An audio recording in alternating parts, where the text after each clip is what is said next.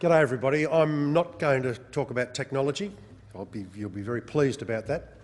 I'm also not going to make up any new words to describe what we do. I'm going to give you a very practical example of a project we've been running with industry help in the small regional city that I live in, Warrnambool in Victoria, which is attempting to identify unmet demand in the community and to find ways of meeting that unmet demand.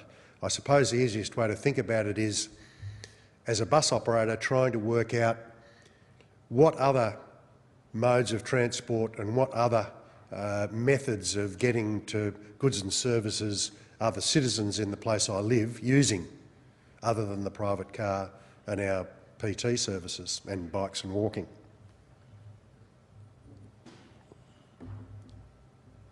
I've called it informal transport, a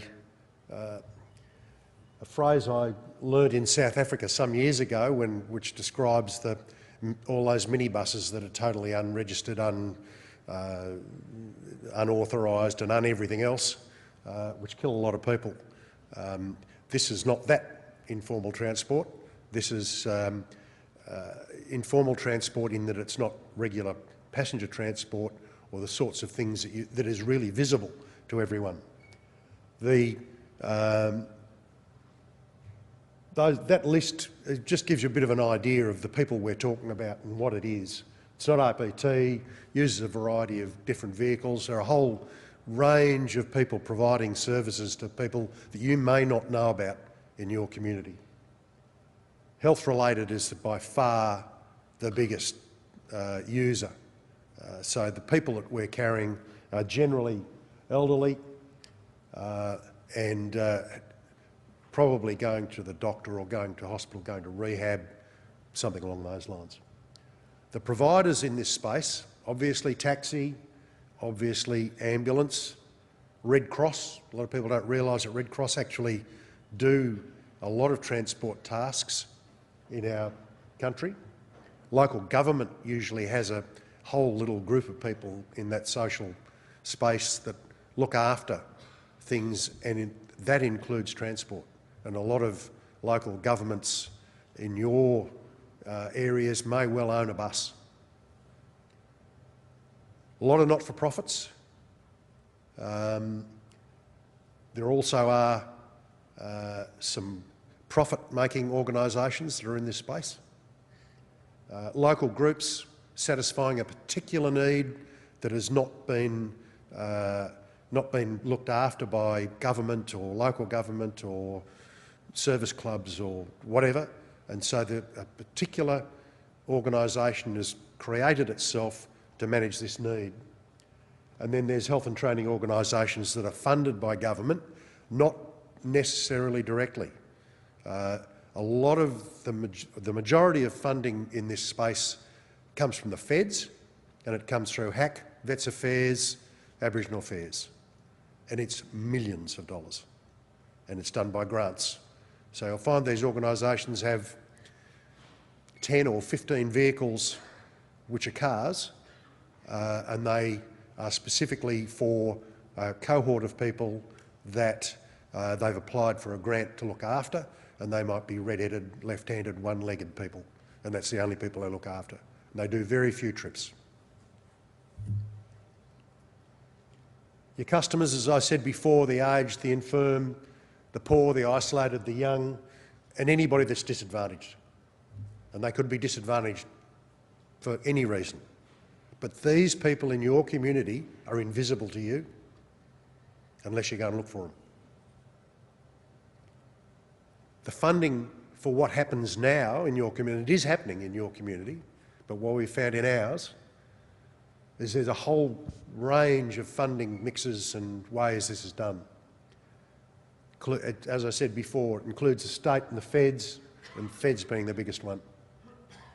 And untying that funding spaghetti is actually, we've found, going to be the major challenge that is going to confront the industry when we start to move towards anything that even looks like MaaS. If you're trying to provide service, especially in a regional area, to the majority of the community, this is part of the community that you've got to deal with. And there are a whole lot of people who are going to work against you because they have a specific funding stream that they're getting to do a specific job for a specific person or group of people. So we'll move to what we've found in the last few years when we've gone through this thing. I'll just explain it briefly. It operates in the Port Fairy and Warrnambool region, about 40,000 people locally. We created, quite a lot of years ago now, a regional accessibility committee which involved local government, service providers, including the government, the state government that is, no feds involved, other service providers, including the taxis, who were extremely suspicious of us, but no longer are, funded by industry as a pilot. And where we've ended up as of today, we've got 420 registered clients on our books. We've got 26 volunteer drivers. We're doing, on average, Monday to Friday, 16 single trips per day, which would be about 16 times more than any other service provider in this space on average.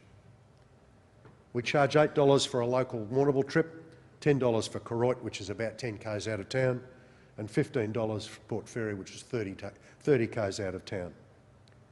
We have 2 owned vehicles.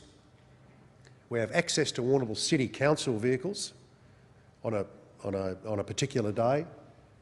We have a vehicle 1 day a week from another service provider, and we also have access to a Moyne Health Services, which is the adjoining municipality where Port Fairy is. So Moyne Health Service allow us to use their vehicle to transport their clients. So the majority of trips are for health and for the elderly.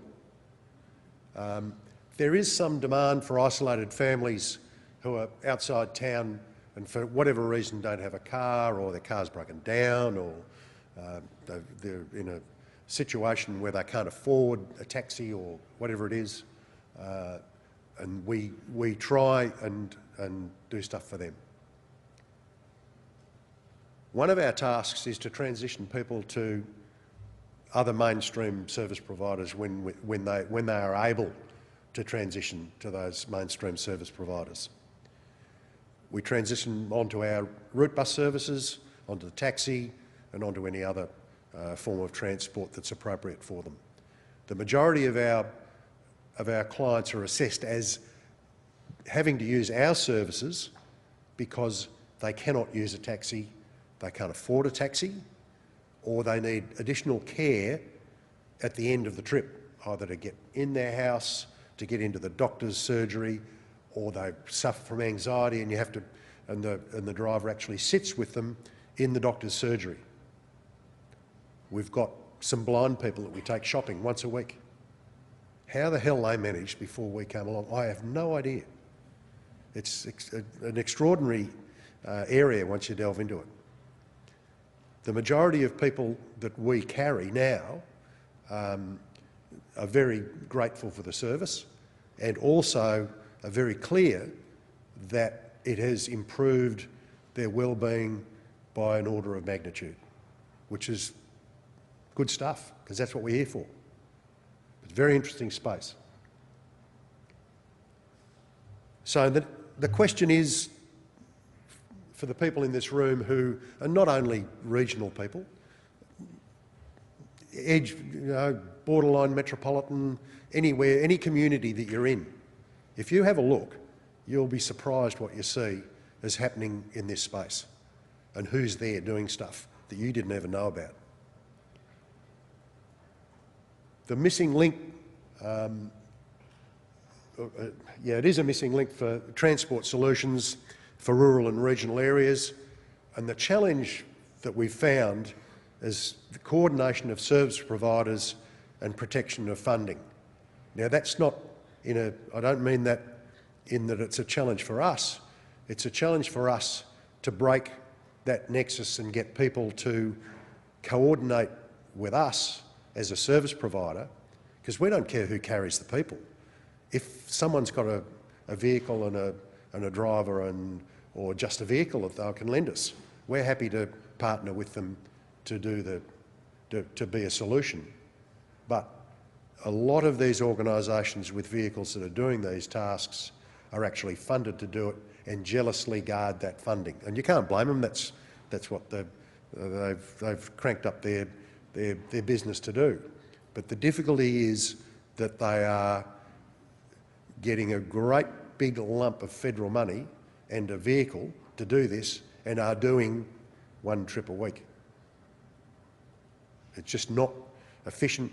It's not a good use of resources. So the challenge for us is to break into that funding spaghetti and break it up and see if we can work out a better way to provide these sorts of services to these sorts of people as an adjunct to the services that we already operate.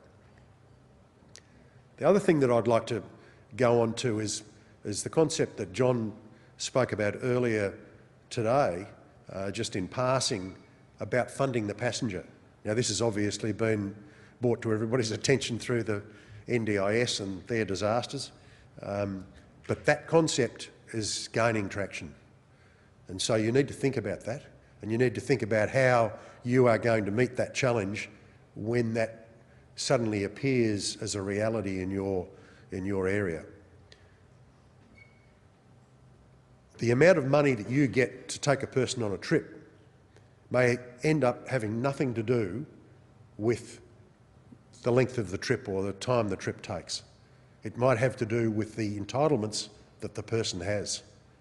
And the person may pay you $1 or $2 or whatever it is, and then you get additional government funding unseen through some technological marvel, even though I wasn't going to talk about technology, at a later date.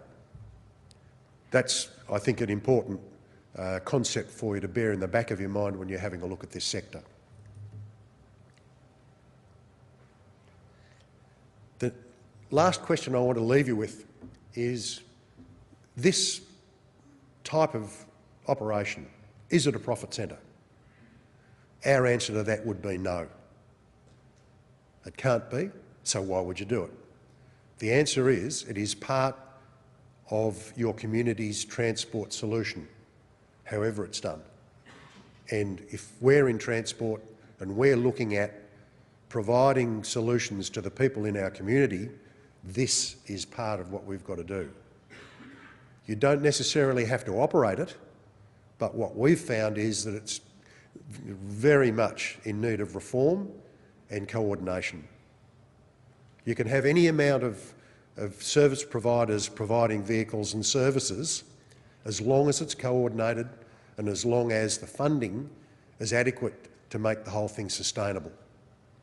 So if you look at the transport solutions in your communities and how that works holistically, this segment is part of what you've got to look at. I'm happy to answer any questions if anybody's got any.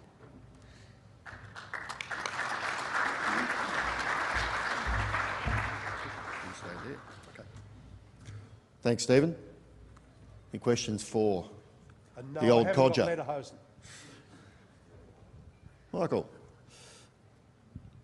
Thank you, and congratulations, Stephen. You're doing some very wonderful things in Warrnambool, and my question is, you're skirting around what MaaS might become in a smaller community, and I'm wondering the extent to which you're thinking about the business model, the value proposition of going that next step and being entrepreneurial in terms of what the local bus company in Warrnambool could do to become the MaaS platform provider for the entire population and kind of push that envelope beyond the social service objective that you have with ConnectU into the broader MaaS goals of reducing car ownership and really kind of taking that next step.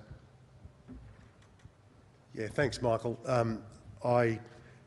You're exactly right, of course. You've seen through my subterfuge. The next step for us is technology. There's no question about that. In order for us or any of you to do this in the way that I'm suggesting, it's got to be technologically driven, because again, the funding, is you can't do it for nothing. It costs money to do this stuff.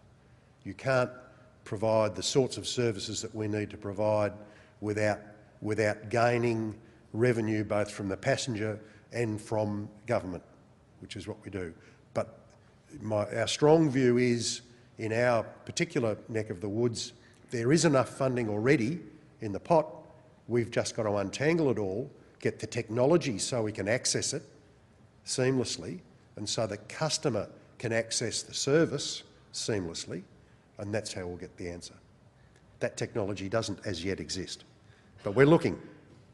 So, Stephen, are you suggesting that there's an app that actually will be able to recognise an individual's particular circumstances and then be linked to a payment from different government agencies, for example? Yeah, I think that's one of the elements of the technological solution that will enable this to work.